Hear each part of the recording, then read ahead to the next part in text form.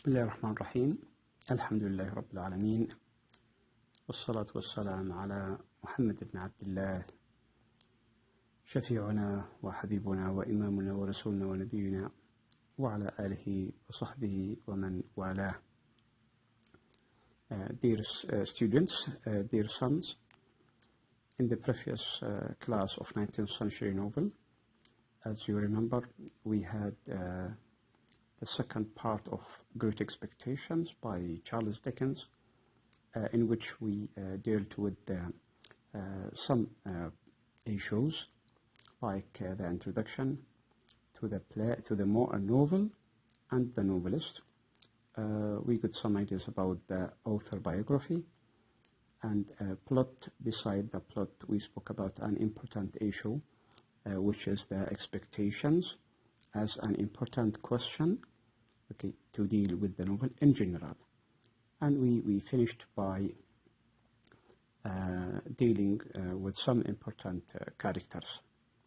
So today, in today's session, we move to the third part of the novel, dealing with chapter 7, related to chapter 7, with the following points or issues. The main point, the main title is the themes, major themes, which consists of 4 subtitles. We have alienation and loneliness, identity, search for self, victim and victimization, guilt and innocence. These are the main issues of this session or of this lecture. If we start in this part, we have, as we said, major themes. Before we start, I'd like to remind you with the presentation or the assignment or the open task, the homework, you can call it whatever you like, which I mentioned in the previous session, and also it is written in the announcements in the homework of your course on Rapid. I don't know if you have a look at it, if you read it, because there is no reaction from you until now. Kindly work according to the announcements and prepare your homeworks, your tasks before the ending of time. So as I mentioned before, you have to write your assignment and make it as a sort of presentation, recorded presentation. I repeat, recorded presentation. Select a topic, as I mentioned you before. Select a topic from your studies, any topic. Tell me you need to work on it. If I agree, okay, go with it. Read and understand. Write your own explanation. Then make a good recording and upload it by your voice on Ravid or to your website through Ravid course. Okay. Now we return to our course today. We speak about the major themes in this novel, Great Expectations. So here you have, as we said, expected questions. At the beginning, we mentioned the titles we are going to deal. They can be questions, so you have to ask a question. Every topic is a question. What are the major themes of Great Expectations? Write about them, episode, explain, discuss. Okay, all these are questions you need to connect through our explanation. The first theme is alienation and loneliness. What ideas we can have here? So let's go. Beneath the Dickens' major theme of a great respect for wealth is an analysis of the fate of the outsider. At least 4 known orphans, Mrs. Joe, Magwish, Estella, and Pip himself. All of them, they are orphans, as we mentioned, as we understood in the previous classes, especially when we dealt with the characters, the main characters. at least 4 known orphans, okay, have suffered loneliness. So because we have the concept of loneliness, being alone or isolation, okay, and alienation, meaning a way of the acceptance of the society, some outsider, okay, have suffered loneliness, but each character reacts differently. Everyone, of course, has a different nature to do with in his life and dealing with others. Pip begins his story as a child standing in a gloomy cemetery at the graveside of his family, so pitifully alone that he can do no more than imagine his mother as the wife of the above, the wife of the heaven, of the sky, which he can only interpret as directions to his mother's current address in heaven. We know, we imagine the child, his imagination about his father or mother, if he is informed, if he or she is informed about his parents' death, early death, and he is a child, knows nothing. What we tell this child, we tell him that his father or mother or both, they are in heaven, they are not on the ground. So as a sort of aspiration, okay, creating a good motivation for this person. Here is the idea is the same, created perfectly by the novelist Charles Dickens. Pip himself is often threatened with death by his sister and again by his convict, when he asked him either to bring him food and a file, otherwise he will be killed. Okay, so Magwish, the convict Magwish, who is changed to be his benefactor. We remember that. Even Orlick, the town lout, tries to kill an adult Pip. Joe gradually is Pip's only friend on the marshes. Friend and relative here, we have to realize that.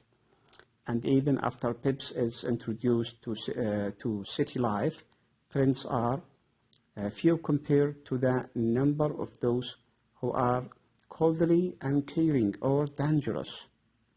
On the other hand, Stella's odd childhood in the wrinkled hands of an old woman with a twisted mind.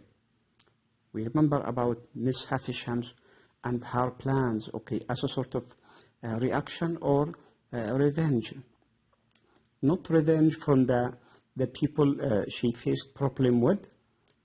In her mind, the reflection is that she wanted to revenge from all males, and started by the closer one, this child, Pip or Philip Prip, with a twisted mind, teaches her to reject all affection or friendship.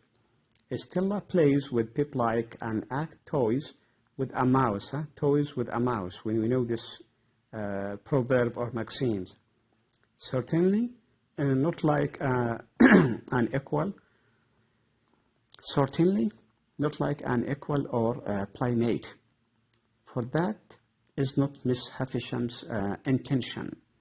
Likewise, as Magwish confesses to Pip, his childhood on the streets of London was such a nightmare that he cannot even remember how he once learned his own name, and it is no wonder he has had to turn to a life of crime. Mrs. Joe is another character who is antisocial. She lives on the marshes among rough working class men and has no friends but Joe and no female acquaintances whatever. So Joe, her husband. So he's the friend and the husband. Pip's guardian and Joe's wife, she is so rude, antagonistic and violent that she drives away those who would otherwise love her. as Pip's sister, Mrs. Joe shares the same loss of their family, but her means of coping with loneliness is quite different from Pip's attempts to get along with people and to stay out of trouble. Indeed, Mrs. Joe causes most of the problems in her life and everyone else around her at the verge. Aside from those obvious loners, each struggle to find his or her place in the world, Jaggers also stands alone, an upholder of the law, but to an inhuman degree. We remember Jaggers, the linking share of the novel, or the lawyer, okay, or the supervisor of Pip, who used to provide him with an allowance from the secret or mysterious or the unknown benefactor. He never lets down his guard, as though he were lucky to be sold if he relaxed, misspoke, or reacted at all with emotion. Okay?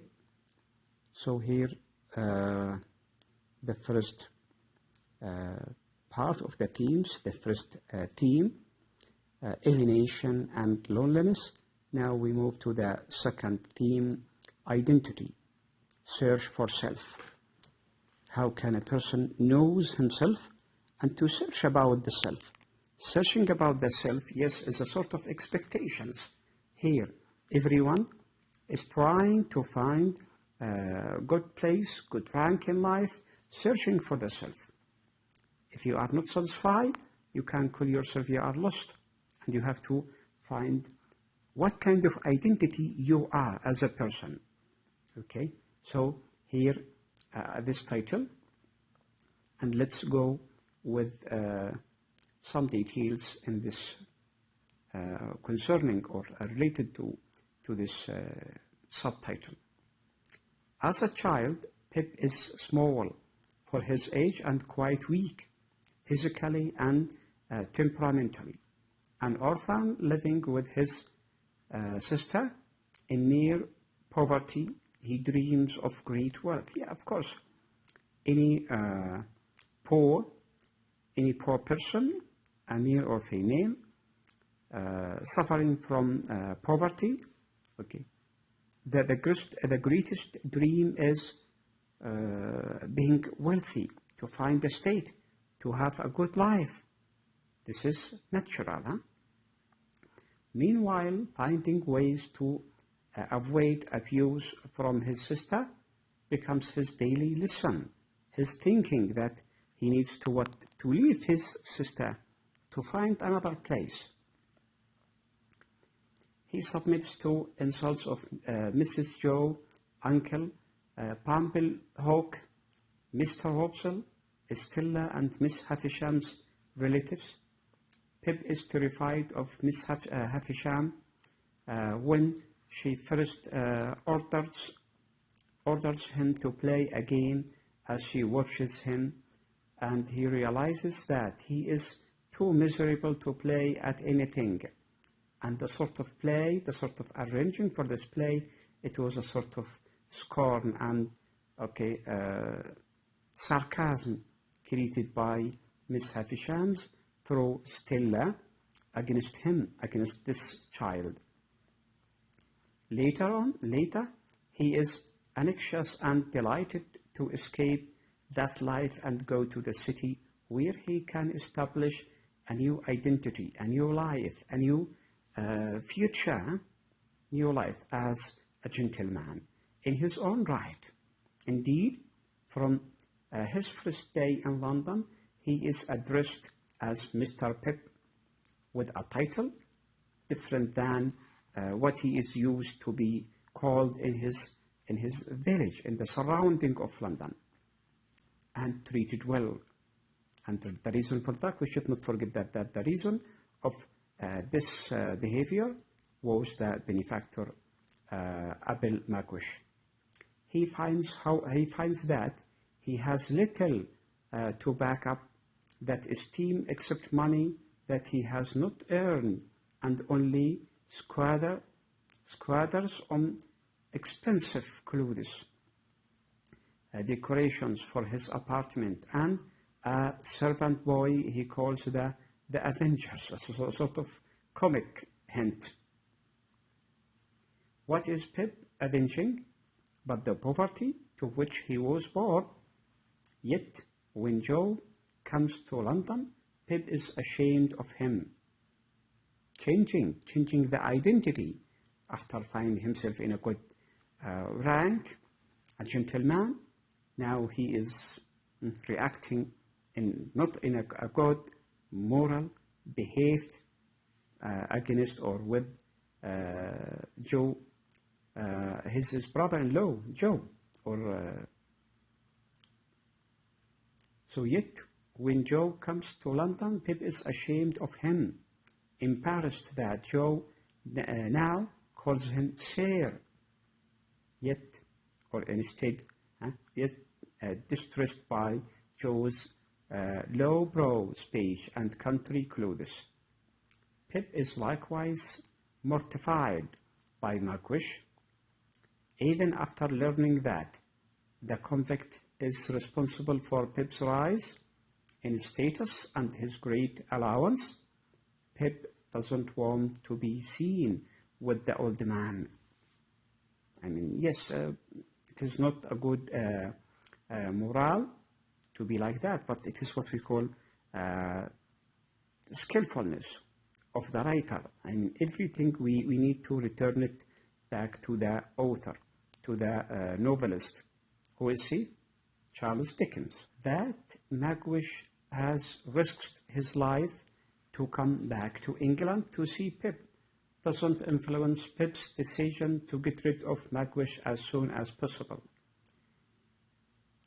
Abel Magwitch sacrificed his life to provide allowance, to provide money secretly for Pip as repaying his gentleness when he was a child, providing him food and a file. So the result was not expected from Pip. Pip frequently returns to the village to visit Miss Havisham and Estella as a sort of hope or expectations to get married with Estella through going all to visit Miss Havisham and Estella and to enjoy a gentleman's treatment from a shopkeeper, Trabb and Trabb's boy, who once sneered at Pip. Now he wanted to appear as a sort of show-off that he is a gentleman. However, Pip neither returns to the Humble Forge to visit Joe, nor sends any message to him. Changed. His identity has changed at the beginning of searching for the self. The self now became someone else. In time, Pip is ashamed of that and apologizes to both Magwitch and Joe. Is later on. This one is in a later stage. Also, he forgives Miss Havisham for her early cruelty with a kiss on her death hood. After he realized her plan against him, he forgives her. But this cannot happen until he has endured greater suffering and pangs of consciousness or conscience than he ever knew as a weakling boy on the marsh. Miss Havisham also rises above her reputation as a tight-fisted and heartless old woman by granting Pip's request for money to set up her pocket in a business, and it was a favor done by Pip against or toward Herbert Pocket, his friend, in a business, and by picking Pip's forgiveness before she dies. So she found her self or identity as a kind woman before her death. Once cruel, she ends by suffering from the realization that she has wasted her life on hatred and vengeance. Yet, it is too late for her to enjoy her change of heart. Yeah, her heart was changed, but very late during the time of death or about to die, when she is dying. I mean, this is enough for this part. We move to the next theme, victim and victimization. In the endless struggle for power, the winners are the ruthless jackers. He has yet to learn that such power is not equal to the strength of being true to one's convictions, as Pip learns. Even though Jackers deals with victims and victimizers daily, he is less informed than Pip is a victim himself. Mrs. Joe, on the other hand, Joe Gargery, prides herself on having brought up Pip by hand, by strength, by power, meaning with no help, but also with the idea that sharpening the rod spoils to the child or the child. Also, Pip has not been spared numerous encounters with the Tikra, his sister Cain. But if one who lives by the cane dies by it, so does Mrs. Joe suffer a violent beating before her death. She used to beat and hit Pip mostly, and before her death she suffered a sort of hitting by a mysterious person, and the result was her death because of she becomes sick, very sick, as a result of this attack. Then she died.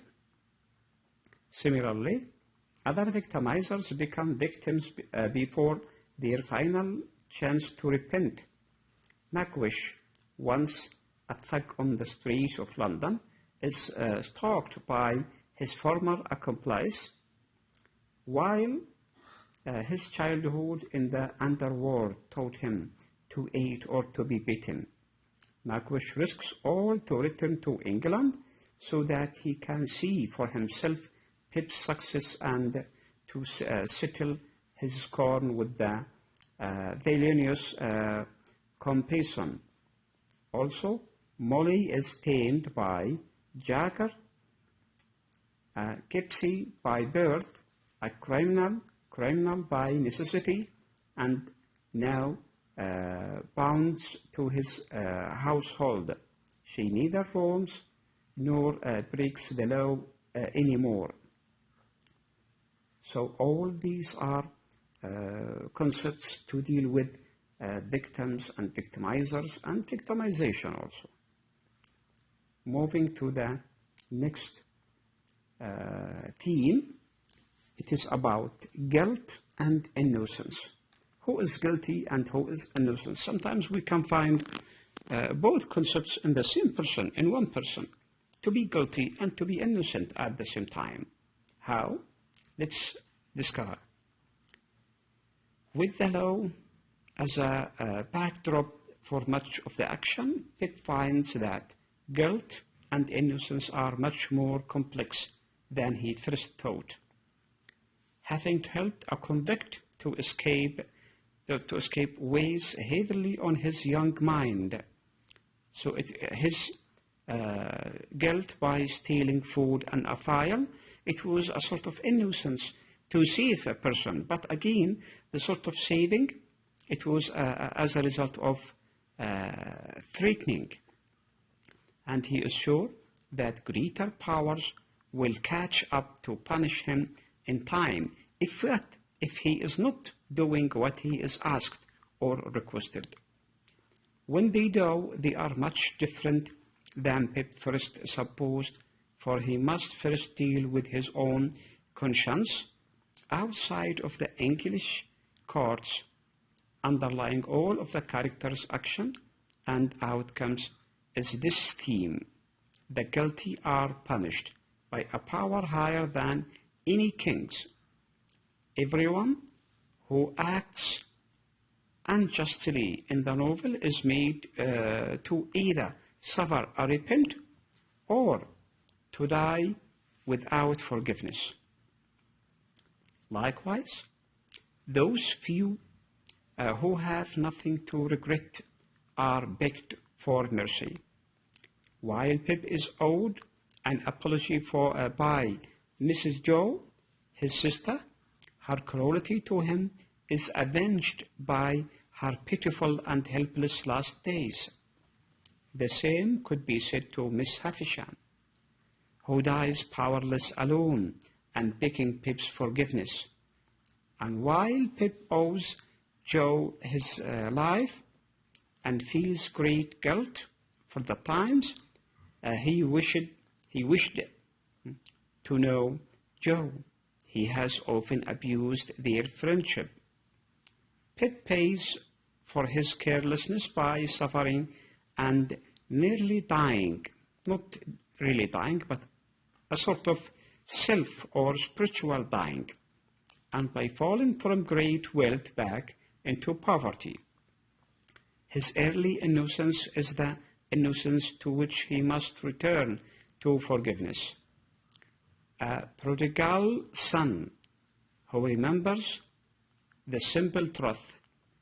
From the other hand, Stella is too late to reconcile with Miss Havisham, but she finally treats Pip as an equal in both ending to the novel.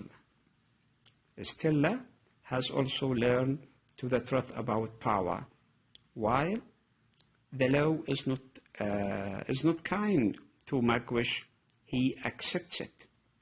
The fairness of that is left to the reader to decide, since Magwitch has had few chances to be anything in life but a convict.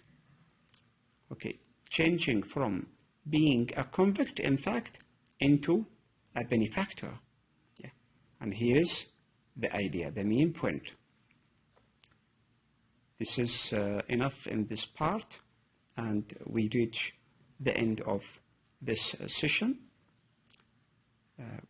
part 3 of the Great Expectations, the major themes. In the next class, inshallah, we shall deal with the style of making Great Expectations in the 4th part. For part number 4, we have to expect some questions. We have to prepare well.